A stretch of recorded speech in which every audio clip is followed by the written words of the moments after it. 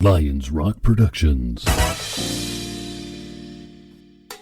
This is Jay This Moore. is Greg Proops. This is Jordan Harbinger. This is Dexter from The Offspring. This is Nathan East. Sebastian Younger. This is Rick Moranis. This is Stuart Copeland. This is Mick Gillette. This is Andy Summers. Hey, this is Skunk Baxter. This is Gabby Reese. This is Rob Bell. Hey, this is John Leon Guerrero. Hey, and this is Pete A. Turner.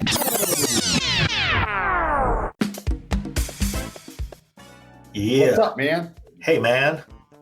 Good day this morning. My gym opened back up. Yeah, Got that's huge after for it you. a little bit. Yeah, man, and it feels great. Nice. So, and then I of course love I've been that. looking forward to this all week. I love. So for everybody who doesn't know, and I got busy yesterday, so I didn't get to set up the proper notification. But Chris Merrick Hughes is our guest today, and if you don't know his work, you know his work. Yeah, it's inescapable. It is inescapable. We were talking about, we were on the phone the other day talking about his time in Adam and the Ants back in the olden days, and how they went to Disneyland and bought the pirate hats and stuff, you know. I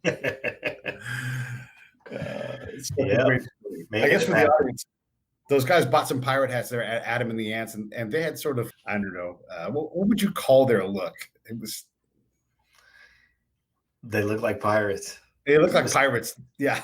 They were certainly the leaders of the new romantic movement, you know, between the face paint and the pirate hats.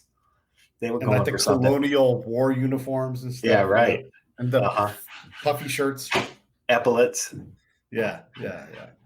And so to throw some pirate hats on, they probably thought, you know, like, hey, this is going to be hilarious. We probably didn't even notice. They're like, of course they've got pirate hats on. Yeah, that was part of the thing. I certainly didn't notice, you know, that was just what rock stars look like. When I ask you about Adam and the Ants, or Adam Ant in general, you know, just that whole sound from that era, what comes to mind? Like, what memories, what feelings, what do you think about? Well, the thing that was special about Adam and the Ants for me was they had two drummers. And I didn't know that was before I even started playing the drums. So that I didn't know that that's what was special about it, but they just had such a, you know, booming rhythmic sound. And then if you think about the fact that he's, you know, was a co-producer on that stuff, just his body of work as a drummer is terrific, but his body of work as a producer is really where he's made his mark, you know. So the producer part of it was just, you know, like a tradesman who becomes a great real estate developer. It's like, well, this guy used to hang sheetrock and now he builds 300 houses at a time. And that's Merrick. Yeah. And then how choppy would you say he was from that era? I mean, obviously you grow as a musician and everything else, but is the drumming particularly complicated with the two drummers, or how do you characterize that? No, that's a different set of challenges, having two drummers. You know, also, I mean, one of course, my favorite drummer is Rich Uggan, and he was co-drummer with Billy Shoes Johnson on the MC Hammer tour that everybody saw, because that thing went to 212 countries or something. But the challenge there is much like the way that we host, where you want to do a bunch of things, but the magic comes when you stay out of the way. Mm-hmm. And the thing is, you know, as we've grown as a show, you and I have developed a chemistry for staying out of the way together. And when you have two drummers, you know, you can't be overly choppy. You have to make it so that everything you play is absolutely important. And when there's two of you, it multiplies the task, and it makes it so that you have to be, you know, there for the other guy, but complimentary for the other guy. And you have to make it so that your hearts beat as one. So, yeah, I think he had that going for him. And I think that informed his production, because when you have that amount of cloud or mud that's possible because people get too busy, as a producer, if you look at the stuff that he's done, there's been plenty of productions that he's been on, Songs from the Big Chair, for instance. There's a lot of instrumentation there, but a lot of it is back in the mix, and a lot of it is there for color. And so he's really been a master of that. And so as a producer, that's really what I look up to him for. I mean, he co-produced Red Rain for Peter Gabriel. Look at all the shit that's going on in that song. You know, I think that had Manu Katché on the drums, and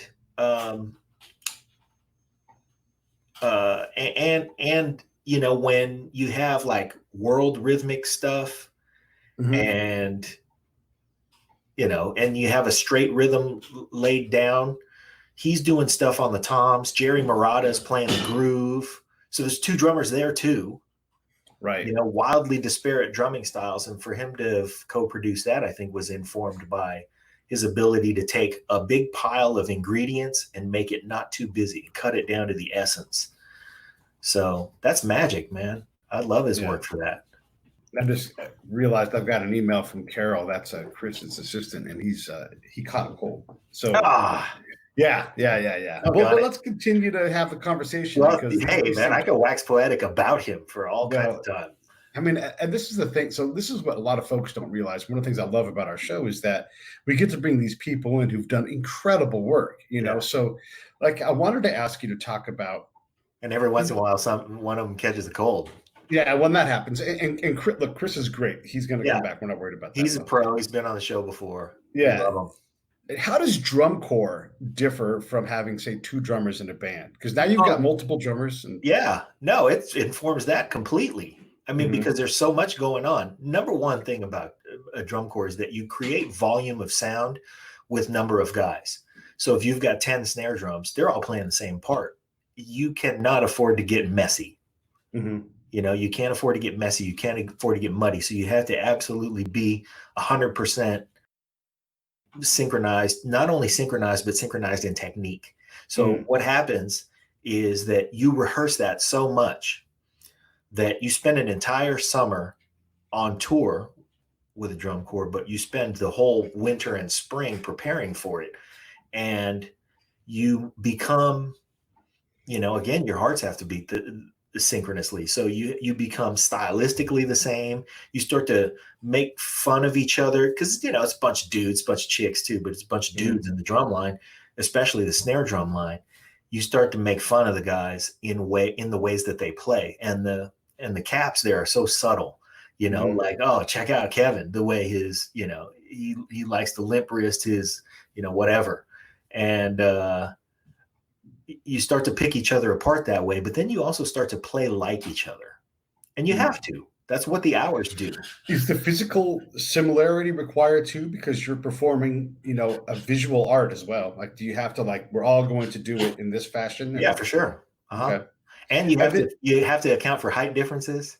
You know, usually you put the tall guy in the middle and you work your way down from there. Okay. So if you've been, you know, usually like with you know, I'm in Alamo, California. We have the Concord Blue Devils who, you know, educated me.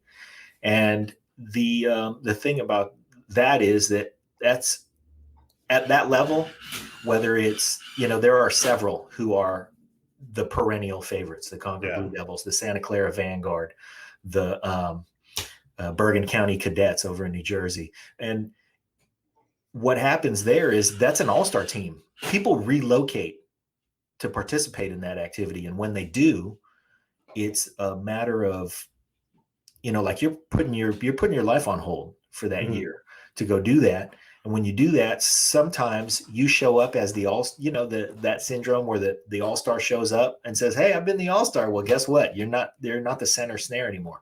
The captain of the team is the center snare. And then can you guys hear gave it to the tall guy. So now you got to march on the end, which is a different dynamic because you have to move differently. Why they put the guy with the shortest legs on the end, I'm not sure. But, well, drill and ceremony in the Army is the same way. When they say wheel right, you're like, oh man, I got your ass. And you got to look like you're not hurrying. And then the guy in the end, he's just in place. Like I have to turn so slow because the other one's like, you know, it's like the kid on the inner tube on the ski boat. 1 degree steps. Yeah. The pole's not moving, but that kid on the inner tube, he's bouncing around everywhere. Yeah. It is the same. But when you've got that much going on, so there's, you know, the snare section, there's the tenor drums. That's the guy with the like 5 or 6 drums in front of him. Right. And then you have your bass drums. That bass drum section, they operate as a whole. That's a unit all in itself. And then the pit guys are usually 3 or 4 guys who are bouncing around between timpanis, you know, mallet instruments, marimbas, etc. And there's a lot of, you create volume with number of people, but it also has to be clean because you got so much going on. In the drum corps, when you guys are out or in marching band or whatever, let me just say this: in the military, in my case, the Army specifically, the commander is never out of step. Right. They let you know whether they mean to or not. That's the step. Does that drive the bass drum, or is it the other way around? Does the bass drum drive how everybody marches in those kind of situations? No, the drum major does. Okay. Yeah. The drum major, though, is way in front of the bass drum. Yeah. So the reason for that is because if you're listening for sound, the guy on one end of the field is going to hear something different from the guy on the other end of the field, right? So you can't lead it by sound because there's delay in that amount of distance. So everybody has to be synchronous with what they're seeing. And that's what the drum major does. So it really is the commander again, but it's just the drum major in this case. Yeah, he's the commander. Right. And so as long as did you ever do any of that drill stuff? Oh, I did a bunch of it. I was one of the guys that just was, I looked good in the uniform. I was tall. Like we did this whole thing where like in mass, you do like 400 people in a formation and they'd form you up and like everybody's just standing wherever they're standing by their friends. And then they go, and then there's these drill and ceremony calls they do. Like if you are taller than the person in front of you, tap them on the shoulder and move forward. And then so you go, and everybody kind of sorts and they're like, right face. If you are taller than the person in front of you, step forward. And so y'all get it. And then the whole formation just kind of blankets arranges down, itself. Yeah. Yeah. And then they try to put the tall guy as the pivot. Try.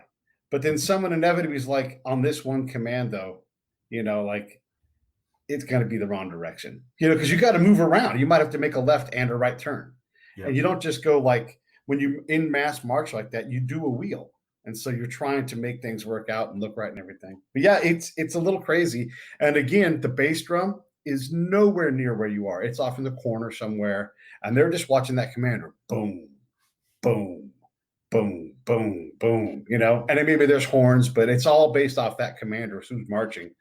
And then the next commander that comes in, as that one unit parks itself in the formation, different guy. Shorter, taller, who knows, And they're all trying to march at like an 82 step per minute kind of cadence or whatever the number is they're all trying to do. But if you don't practice that all the time, you're shitty at it. Yeah, of course. Yeah. Well, here's an idea. We have our guest today was to be Chris Merrick Hughes, and he called in sick. Now, this is what happens on a live show. So this is what I'm going to ask our viewers who are tuned in with us right now. Let's just talk about him, his work, Tears for Fears, Peter Gabriel. If you have any questions of any of that stuff. By the way, speaking of Peter Gabriel, not speaking of Peter Gabriel, speaking of Jerry Marotta. I've yet to meet Jerry Marotta, but of course we've become friends with his brother Rick. Yeah. So, we ought to have Jerry on the show at some point soon. Jerry Marotta was best known for his work on all the Peter Gabriel albums. And the reason we brought this up, if you tuned in late, was Chris Merrick Hughes co-produced Red Rain. And we talked about that for a moment. But I bring this up because Jerry posted a picture yesterday, I think, on his Facebook page. And it's a picture from many years ago of him and Rick and Vinnie Colaiuta and Bernard Purdy. And they were all fairly young men. Yeah. Yeah. Yeah. Just young, just young guys. And of course now it's probably 40 years after that picture was taken. So they were just young lady killers back then. And I'm sorry, I didn't mean to interrupt you. No, I just want to, so if anybody wants to chime in on any of those subjects and we can debate any of those topics. Yeah, for sure. Like this is, if you ever want to participate in the show, this is the day to do it. Yeah. Someone like Jerry Marotta or Rick Marotta. I mean, these guys play for they're top tier. You don't get higher tier than these guys. No. When someone like Chris says, "Hey, I want to get somebody," what makes him pick up the phone and call Jerry or Rick instead of say JR or fill in the blank Bernie? Purdy or Vinny Colaiuta, whoever it's going to be. I think it comes down to two things: feel Mhm. and availability. Yeah. It's like, hey, let's get JR. JR's on the road. All right. Okay. Who else do we get? It depends on the sound that you're going for. So, and I wouldn't say it's not rank ordered. It's just like JR is a guy you call. He's always available, Yeah, it is sort of. I mean, what happens to people as they get used to working with somebody? You know how Right. it is. I mean, if I'm going to host a show, I can host a show with a lot of people, but I'm going to call you first. So Yeah. It's just one of those things that you get comfortable with somebody, especially if you have a special or a particular kind of challenge that you're after, and you really need somebody to hold down whatever. And when you have someone like Peter Gabriel in the studio Mm-hmm. who does not tolerate convention, yeah, you want a drummer that can handle that, right? Like you're not looking for someone you want someone that either can contribute ideas or execute abstract ideas. both. Yeah, absolutely. Yes, you want those two things. Yeah, Mm-hmm. because he has Jerry Marotta, who's right down he's just going to give you a monster groove with a deep ass pocket. Mm-hmm. He's going to keep it, somewhat simple, and he's going to give everybody the North Star. Yeah. And that's Jerry Marotta. And then you've got Manu Cachet, who speaks drums with a French accent. Mm-hmm. And I don't know where he's from. He's probably Moroccan or, he's something. He's from somewhere. Very, and what does that mean? What does that mean? Speaks with an accent, But what does that mean though? Well, he's got a slur about him. He's got a feel that is unique. He brings ideas to the table that are polyrhythmic in ways that we're not accustomed. Just like Stuart Copeland said that, when they first started off playing reggae, he was playing it, but he was playing it informed by his upbringing in Beirut. Right. So a lot of the stuff that he was hearing growing up, a lot of the Arabic stuff where where the backbeat was on 3. Yeah. That is a whole different thing. And who could have played the drums for the Police besides Stuart Copeland? Yeah. Somebody really good. The thing is, Pete, even you're not a drummer, but you become acquainted with a lot of the greatest drummers in the world. Who could have taken Stuart's place? Yeah. Among all of those greats you personally know. Yeah. You can't come up with somebody. Yeah. Somebody really, really good and comfortable with. Think about what they all had to go through to get to where they got. And they all had to be musically solid. Yeah. And then still, like you have these 3 immovable objects, and they all had to move somewhere to get to where they got, right. And that is ability to drum aside, the ability to artistically get to a place where it all makes sense. Yeah. That ain't easy. No. But that's what made Chris Merrick Hughes a great producer too, is that he was able to take that his musical upbringing, and translate it to other people and bring other people ideas that brought the best out of them. When you look at a band like Tears for Fears and how choppy they are, like they just, they don't tolerate no messing around with their music and everything. Yeah. And you go to get him. That's an all-star lineup for sure. Right. So a couple of years before he's in Adam and the Ants, how do you take seriously a guy who's in a pop boy band, really, if we're going to look at it? Well, look at the production. That's the guy that. Yeah, look at the production that he did with Adam and the Ants. He produced a couple of those albums that, right. When you take them apart, they sound great. They may be poppy. Justin Timberlake, pop artist, his albums sound spectacular. Yeah. When you listen to them, you just go, holy cow, this could be, it could be anybody. If you inserted the world's greatest classical composer and gave him an unlimited budget to capture something and said, here, make this sound absolutely monstrous. Mm-hmm. That's what a Justin Timberlake record sounds like. So, that's what he brought. Here's a good contrast. If you look at early Tears for Fears, like, Elvis Should Play Ska. Yeah. That's a Tears for Fears song. You can identify the Tears for Fears voice in that song. And then you fast forward to The Hurting. Look at the difference. And that difference is Chris Merrick Hughes. Yeah. Yeah. You know, I mean, the Tears for Fears sound existed. They had a musical voice. They had an approach. You know, yeah, it was a ska song and it was different, but you could still hear Kurt and Roland, and you can still hear their interplay off of each other. And then here comes Chris Merrick Hughes, and really what he did was just enable them and demand more from them, and then open up, you know, just kick the door open. Yeah, yeah. No, that's interesting because you think about anybody who works with a top tier band, and you know, Brian Eno is another example of someone like that. I don't know where you guys are going, but I'm always going to be in front of you. I'm always going to be able to get out there and be like, not good enough. You know, even though none of this has ever happened before, and what they're doing is already incredible. These guys seem to know how to get in front of any artistic endeavor that they're in front of and lead it. Yeah, maybe. Or is it choices? Maybe. You know, I mean, sometimes you go, yeah, I can hear that this guy can get in front of anybody, but it could be the fact that he's chosen properly.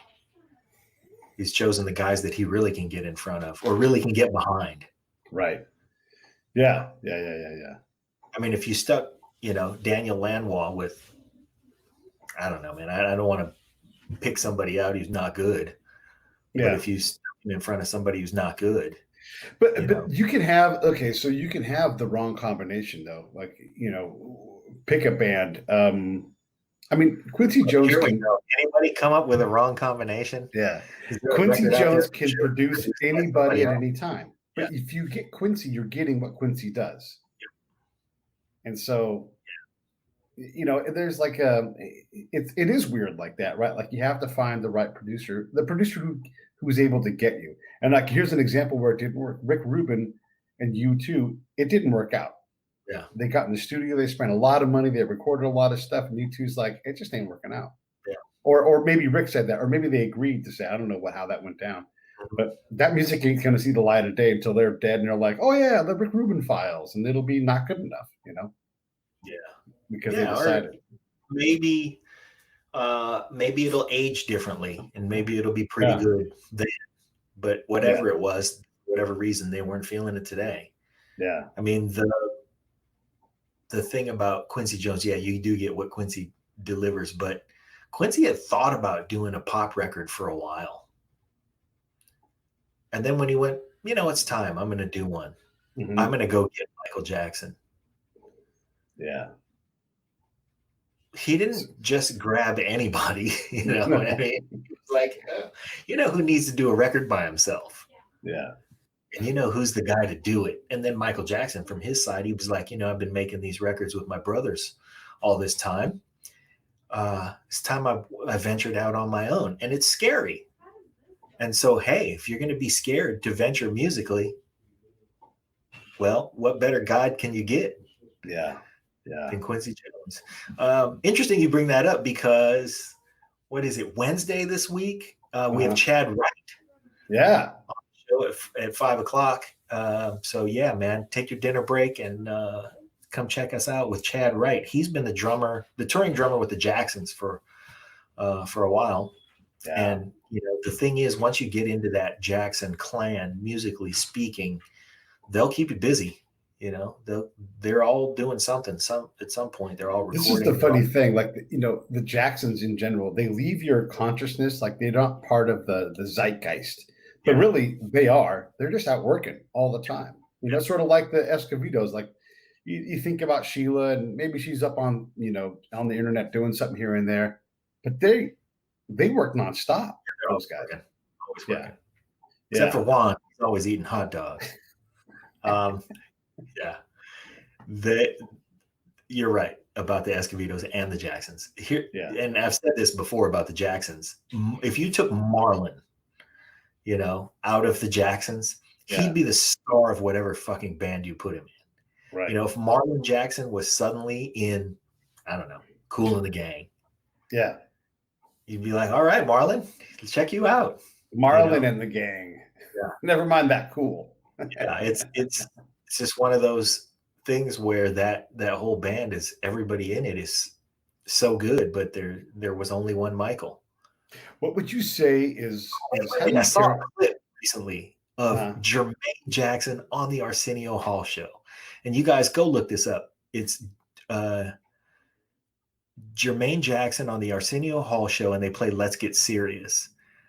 And that was a big hit for Jermaine, and I think it probably sold 900,000 copies. A huge hit for anybody else, and Jermaine's biggest hit. But if you're a Jackson, that's like Tuesday. Yeah. So yeah. Anyway, they play that song on the Arsenio Hall show, and he sings it. If anybody knows that song, it's a pop tune, and he sings it. He sings it great. Does a great job. But he also is playing the bass, and the bass part to that song is a motherfucker. And he's playing it like he's walking down the street. Yeah. So playing and singing that is to him walking and chewing gum. And that's it's great that you say that, because in the album fights, one of the things you get to do is listen for those things, and you discover things that are in plain sight, like who the fuck is on this bass line? And then you look in and you're like, oh, that's fill in the blank, whoever it is. Right. But there they are, like in this very pedestrian song, but they're like, today, this song, this is my song. I'm gonna fucking rock this shit. Yeah. Oh, speaking of bass players, doggone it. Yeah. There's James Early. Now, all right. Anybody who's new to the show, James Early was guest number 1 on the Break It Down show. And guest number 1 in my heart. So that's what I think about James Early, and he knows it. He says, man. Tell Chris, great job playing drums on Shout. Yeah, Shout. That was great. And that was a great representation of Chris on the drums. The use of drums and the drum machine together, not a big surprise. I was going to ask him about Shout, but I was also going to ask him about, and we will, James, but I was also going to ask him about Everybody Wants to Rule the World, because my latest musical endeavor is a British invasion band called the Commonwealth. So we're going to be out this summer as soon as we all can get back to having live music events. But we play all British songs. It's Andy and Alex, who you inadvertently introduced me to. But it's all British songs, and one of the songs we play is Everybody Wants to Rule the World. And that song is, I'm convinced that the subdivision on the song, and the subdivision and the beats usually played on the hi-hat. So that's the quarter note, 8th note, 16th note that keeps the beat going, and then you have your backbeat on the snare and whatever your bass drum's doing. The subdivision on that song, I'm convinced, is a shaker on a drum machine. And then everything else besides that is, it makes sense. It's all perfectly timed. But I have to ask him how he produced that song and how he built it, because it's going to influence how I choose to play it. Because honestly, I just can't keep my hand going that fast that whole time. It's like dotted 16th notes, which, okay, I do that for a little while, but after a while, I'm old. The endurance for that with my right hand. So cut back to 8th notes. And I've seen Tears for Fears live where the drummer plays 8th notes, or the dotted triplet on his hi-hat instead of that. Okay, let me translate for everybody. Like how that song goes. The subdivision is. I'm convinced he does not play that all the way through, and I've seen them live where the drummer was just playing just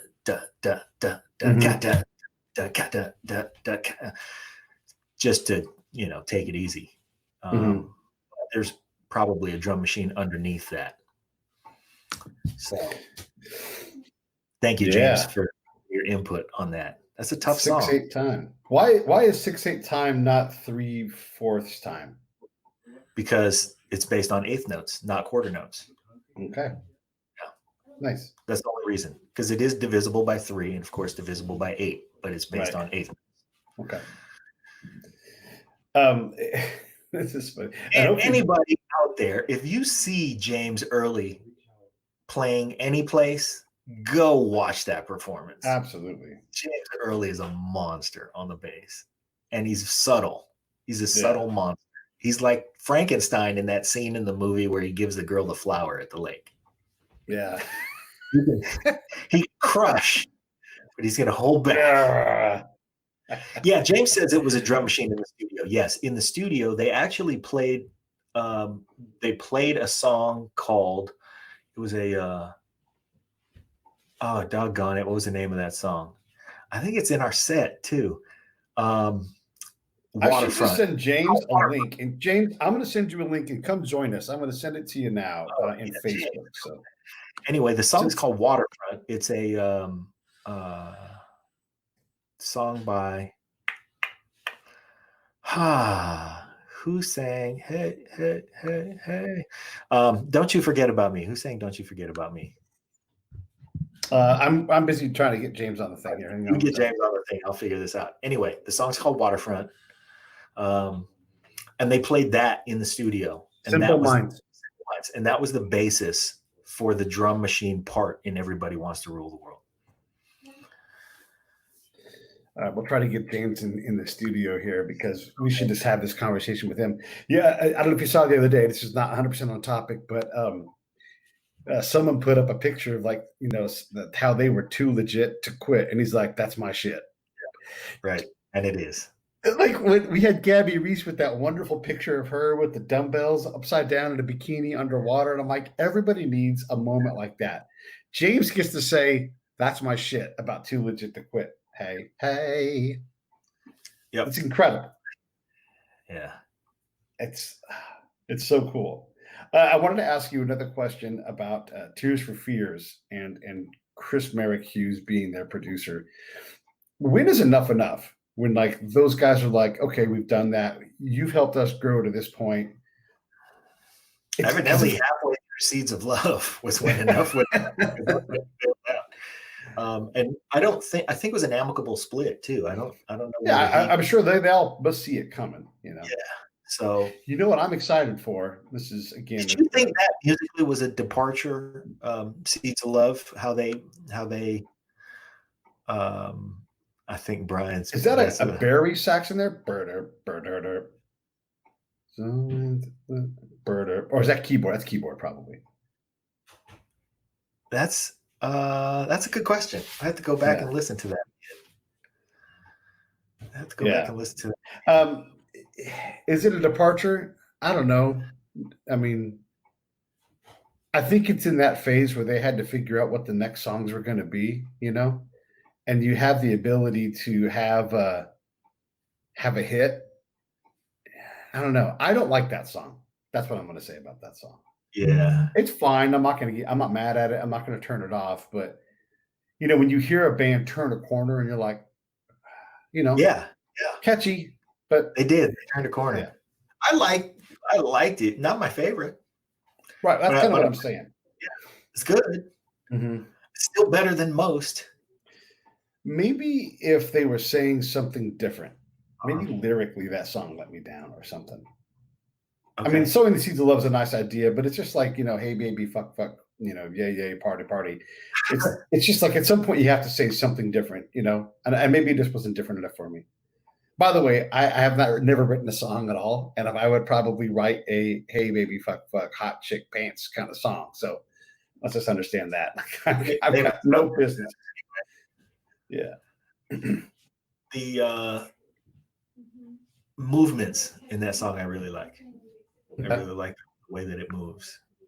Man, I watched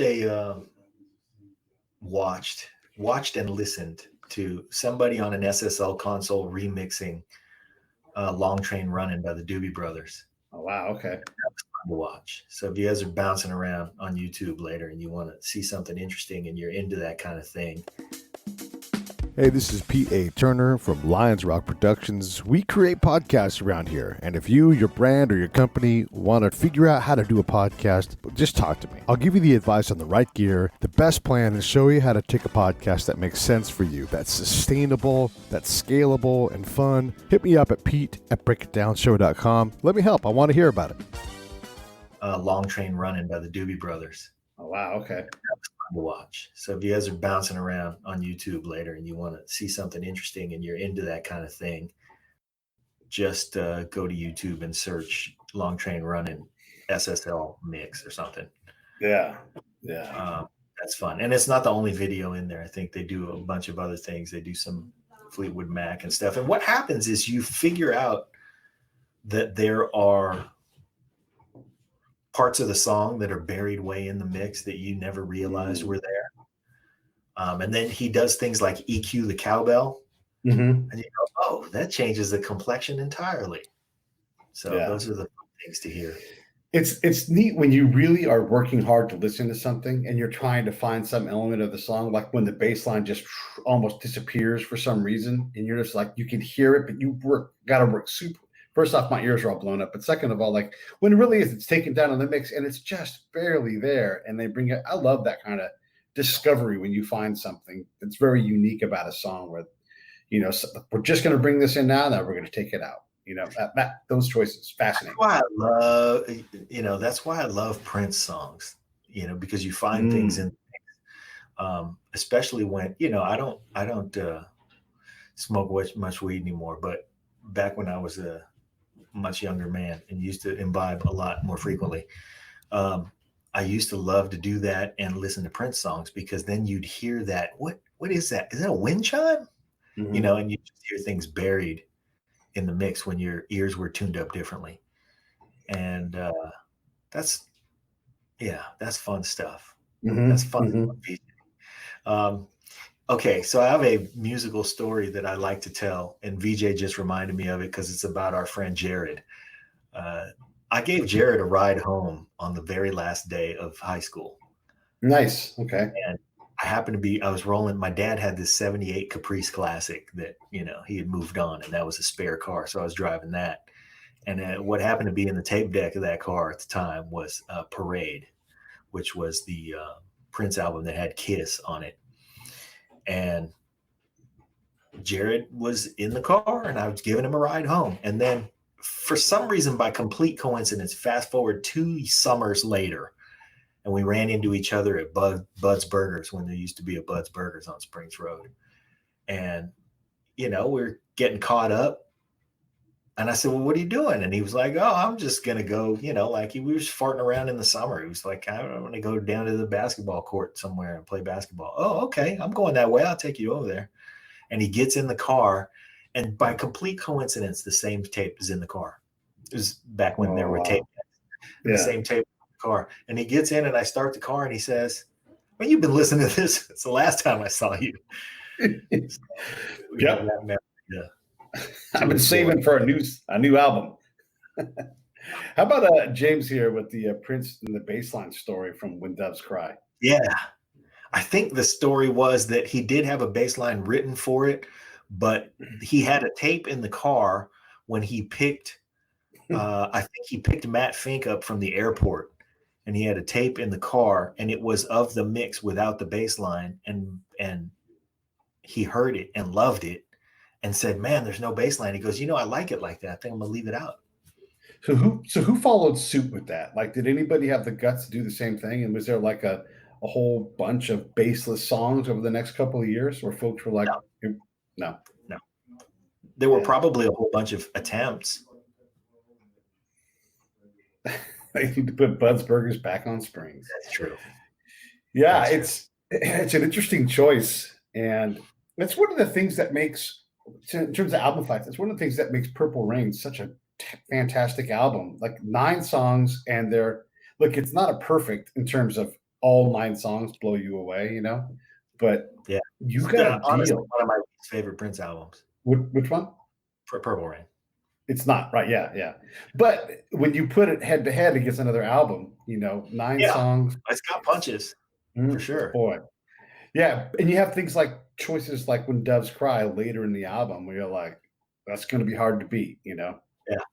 And then, of course, Purple Rain is always towards the end, and you go, the last round's best round.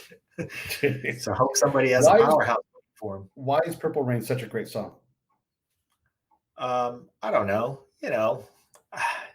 I've just heard it so many times. I don't have the same emotional attachment to it that other people do, because I've explored all the other parts of his musical journey. But it's a great song for all the reasons that everybody else wishes they had a Purple Rain in them somewhere. I would love to just have said that I wrote something that great or did anything that great. Anything that great.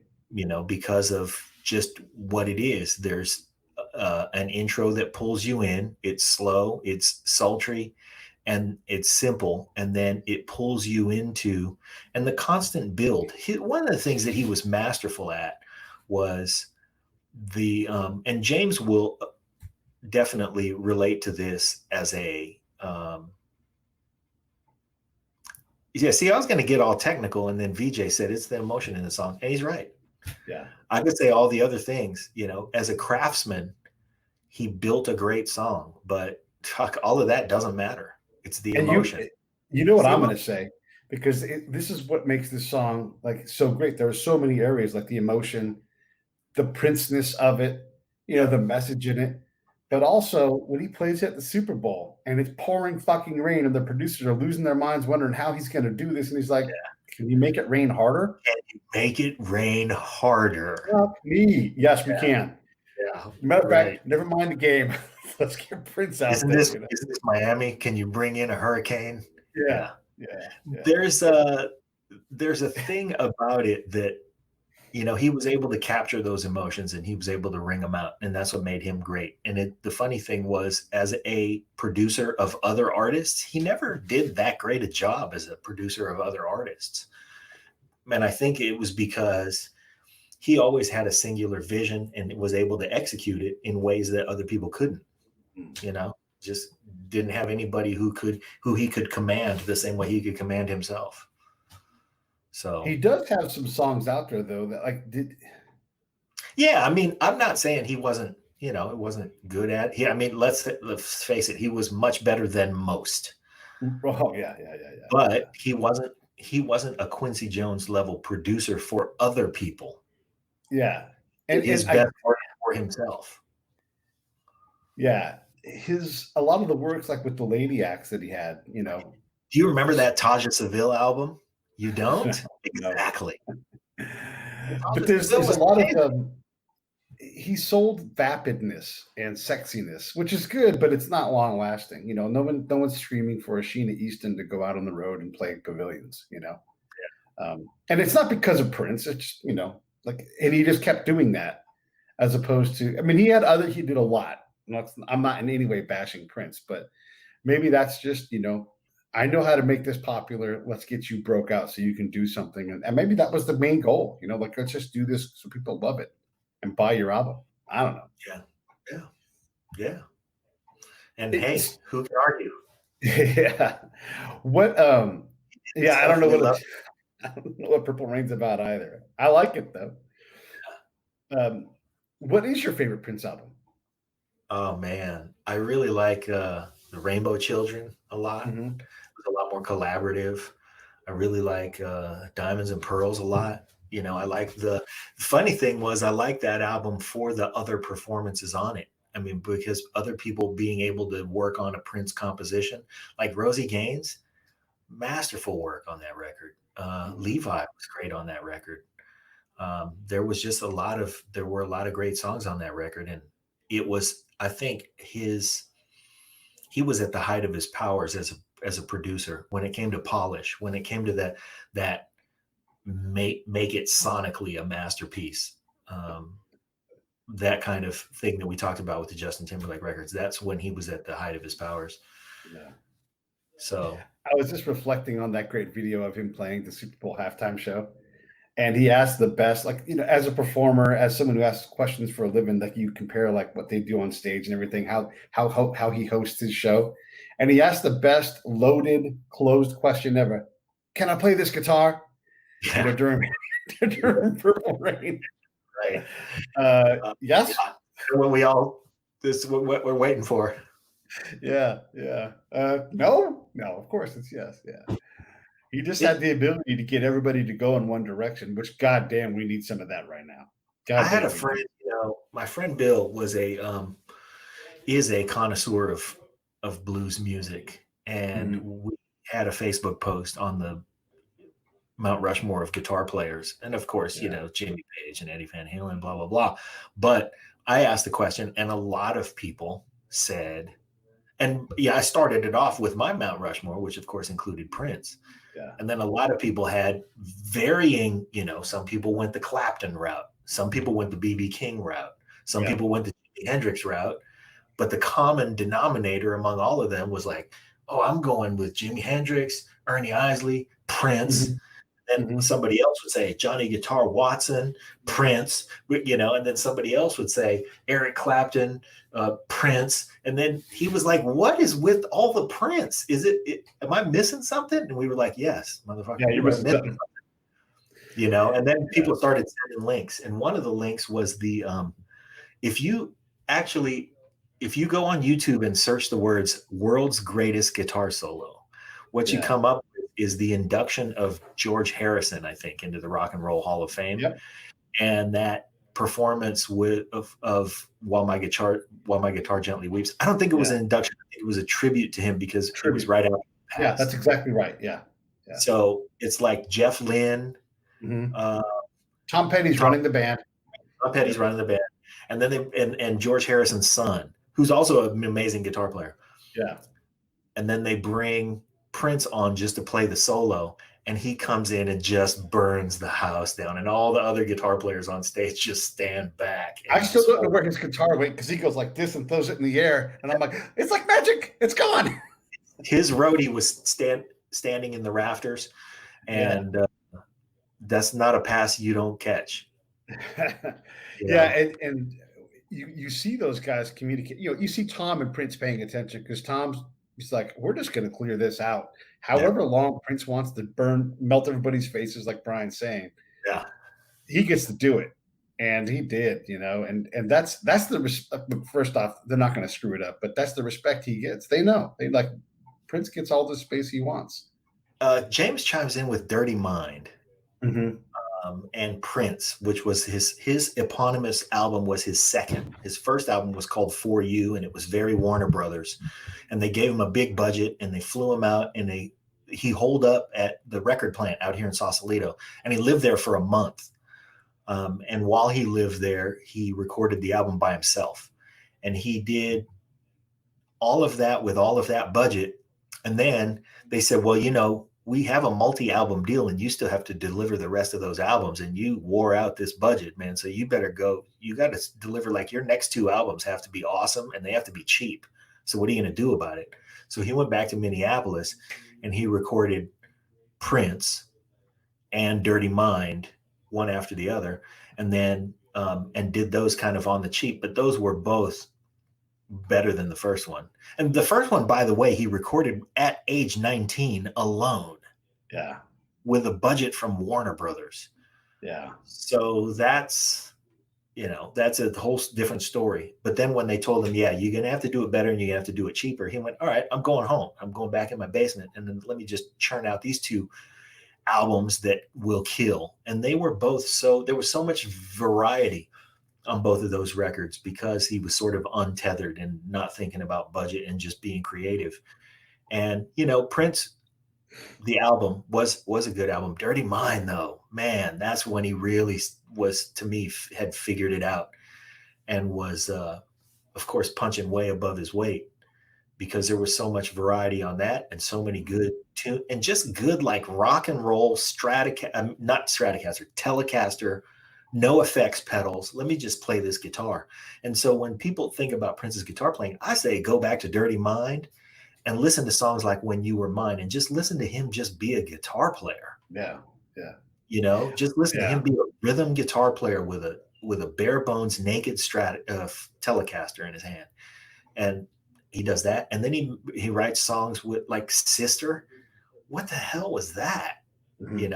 Definitely not like a song that you would think, hey, I need a song like that. Why don't I go to Minneapolis and sign a black guy? He'll give me a song like that. There were, I believe there were 8 songs on that album, 9 songs on that album.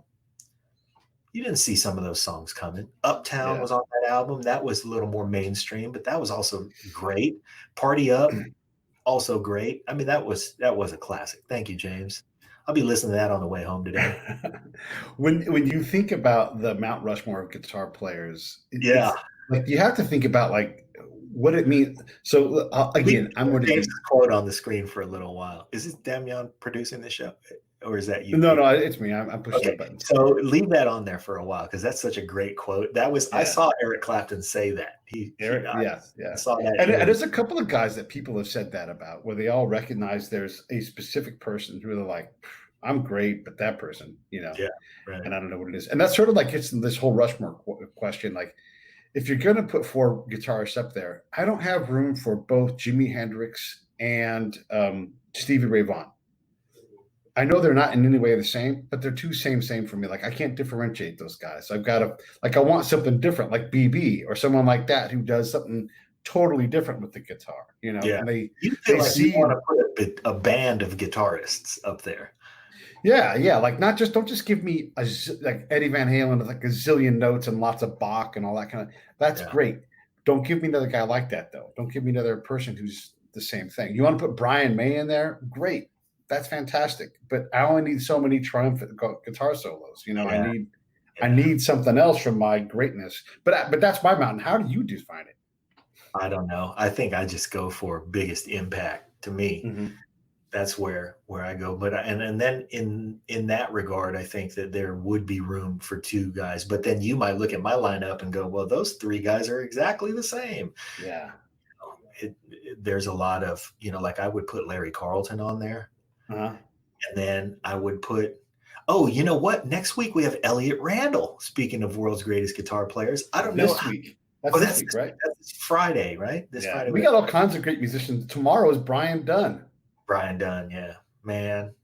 I'm going to ask him about him playing at Cafe Wah because he plays the open mic night, which I think is Wednesdays. He plays at Cafe Wah, and the challenge in that gig is that it's a rhythm section, and then if you're a singer or if you're a soloist or you play some kind of instrument where you're going to take a solo, you come up and play with that rhythm section, and they're really challenged to play whatever you bring them. Yeah. So they're like, hey, I'd like to do, since we mentioned that SSL mix thing I saw on their Photograph by Def Leppard. Somebody could come up and go, hey, I'm going to play this guitar and I want to play Photograph by Def Leppard. So they play it. And then the next person might come up and go, I do a really good Nancy Sinatra and I want to play These Boots Are Made for Walking. And it doesn't matter what you bring, they play it. Cafe Wah, it turns out, has been there. Like, that was the bar of the Beat generation. That thing's been there for years and years and years. Huh. So, and then before that, I'm just going to ask him what it's like to play in a historic place like that. To be able to play in that band, because really that's what he does for a living. But it's just so everybody listening. And then I'm also going to say these words. The other day, Richard Lackey and I were talking about, because we're always trying to sort out like ideas for music-based shows. And we were looking for the greatest American band. And I'm like, look up right now. Because every time I hear the number, it blows me away. The band with like the most top 10 hits anytime in the last 50 years. And you know what that band is? It's Hall & Oates. Hall & Oates. Yeah. Okay. 16 top 10, like one top 10, and you got paycheck coming the rest of your life. Wow. 16 of them things. Yeah. They did okay. And man, and so then you have, and a lot of different variations of things. I mean, if you listen to, Private Eyes versus Sarah Smile versus, they did a lot of different things too. Daryl Hall and John Oates are so great. They turned Blue Eyes Soul into a compliment. Yeah. Right. I mean, it's crazy. It's because he never wanted to be a Blue-Eyed Soul artist. He was a soul artist. Yeah. And I saw this interview with I don't know the guy's name, but he was the leader of the band Player. They sang "Baby Come Back, Baby Come Back." Mm-hmm. And one of the things he said was that they were in he goes, nobody knows who Player is, but I'm fine with it. One time we did a we did a show where we played on the bill with Hall & Oates, and I was hanging out with Daryl Hall backstage, and we were having a great time, and he's a great guy. And he goes, you know what our most requested song is? "Baby Come Back." So everybody thinks that's a Hall & Oates song. And you can see why. If you write a song that everybody thinks is a Hall & Oates song, probably a pretty fucking good song. And thank you to Hall and Oates for making my song sound like your song, so I can get hired all the time. Yeah, exactly. It's funny. Yes, so Brian Dunn, this will be his third appearance on the show. He's a homeboy now. We just, we just text each other. Check in. Yeah. He's really cool dude. And his thing is also variety. Are they still doing Live from Daryl's House? Yeah. It's become so big. They're always trying to sort out money and contracts and where it's allowed to be and stuff. So, but and that's like that Cafe Wall reference. Whoever shows up, the OJs, the Bacon Brothers. I mean, I just did a really wide, like it didn't fit on the screen. Yeah. To go from one to those things and to say we're going to do this song in this way. Like when gosh, I don't know. I mean, any one of there's so many. Kenny Loggins comes on and says, "I want to do it this way." Right. And they do. Yeah. And they really don't practice. I mean, they work things out. The point of it is not to practice. Right. They just work out like, I'm going to drop out here, that's it. And then they get in there and do it. They might do one run through.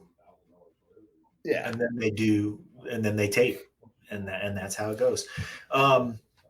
So we have Brian tomorrow. Yeah. I'm really excited for this conversation with Chad Wright, man, because we met him at NAMM, and he's such a great dude. And this is the thing. We have all these great guests on the show, and we bring them on because they accomplished something that we appreciate. But for some reason, they always end up being just great, great guys, great ladies, whoever it is. So I feel like, man, we have like some karmic attraction where if somebody comes on the show and we want to get somebody onto the show, it's for every good reason. And not to call anybody out because I won't do that, but someone challenged the diversity of the show, and I'm like, you're welcome to step in that landmine if you want to. Yeah, I mean, come on, If our show can really legitimately be accused of anything, it's being too diverse. Too diverse, yeah. Okay, and I'm always looking. Hold on, if you could pick any musical artist to play with, who would they be, and what songs would you play? Oh, that's a great question, Mary. Yeah, I always wanted to be under the tutelage of Prince, even when I was a metalhead. Mm-hmm. When I was playing in metal bands, it would be like everybody would be like, "Yeah, man, what have we got to open for Zeppelin? What have we got?" And I would always say, I love this band, but I'll leave you guys in a hot minute to play for Prince. Yeah. Why didn't you just go out there and just play drums in front of his studio until he said, "All right, motherfucker, move in"? Yeah, because I wasn't that smart or stupid, depending on how you look at it. Yeah. No, and I say that, but I've never been good enough to be in that band. And I'm pretty good. But yeah, you're pretty good. Yeah. Levi is. I know how good Sheila is. I'm not that good. So if I was that good, he would have found me. And he would have found me because he always looked in the Bay Area for his bands. Whenever he was putting musicians together, he would usually grab Sheila and go, let's go around and show me who's really hot right now. Mm-hmm. They'd go around and they'd find guys like Levi or Rosie or Bonnie Boy. How long did people last in a Prince band? People last in a Prince band. Levi had a really long tenure in the band, but most people only lasted maybe 3 or 4 albums because nobody could keep up with that work schedule. He just worked too hard and too long all the time. Mm-hmm. And ultimately is what wore him down and required the medication that he was on that killed him. So Prince is in your band. What's he doing? You do what Prince tells you to do. No, this is your band. This is your band. You get to pick. So I'm not an idiot. I am in there because I am in Prince's tutelage, was every single person who ever shared a stage with Prince. Okay, so you're playing drums in Prince's band. You get to pick the other members of the band, though, because Mary said so. Because Mary said so, yeah. Yeah. Who else is in the band? Well, his favorite, I'm just going to go to the people that he had in his band are the obvious choices because they were already there. Matt Fink, awesome. Terrific. He had Renato Nito, great keyboard player. But now I'm just going to name a bunch of people nobody knows. And the point of Mary's question was, I would have loved to have played in Van Halen. Mm-hmm. That would have been awesome. I would have loved to have played in Chicago, Mm-hmm. So if I was really good and had really been a studious player, I probably could have studied with Dave Garibaldi enough to learn all the Tower of Power songs to the degree where when he quit for several years and they brought in another guy, who knows, maybe I would have been that other guy. Yeah. What about what other? Okay, so if someone else, some other. Hey man, right on. Glad you jumped in. Yeah. Hey, our guest today was Chris Merrick Hughes. Yeah, you got sick. What are you gonna do? He called in sick. He'll be on the show again. He's a friend. This is his second appearance on the show, and he's always glad to come back. So we'll rebook him, and we'll talk about him. But this has been a fun. I want to ask you one more question. So one more band, the drummer needs carpal tunnel syndrome. You're just going to be around for a few weeks, and he's going to be back. What band do you want that to be? Ooh, Hall & Oates.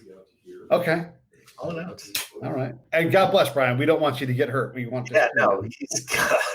Not that I could fill those shoes, but that's completely for my desire, not for everybody else's happiness. And what band were you like, fuck no, I can't do that job? Oh, like what line them up. There are many. Let's just go with you could pick a band like Chicago, because I would have loved to have played in Chicago, but holy cow, what a monstrous gig that would be. Or man, I don't know. There's a lot. Weather Report. Nobody can play drums in Weather Report. Yeah, that's true. Well, we did an hour. We'll get Chris on again soon. We'll put a regular podcast episode out in a little bit here, a couple hours, and we'll just keep going and doing it. And four more great guests this week. Big week last week. All kinds of great stuff coming up. Just keep coming back. Make sure you guys subscribe when you get a chance. That's the best way to find out what's going on. What else, John? Just all of that stuff. James, come do an episode with us. Yeah, James, let's do it. It's time. All right, I'm going to sign off. All right. See you guys.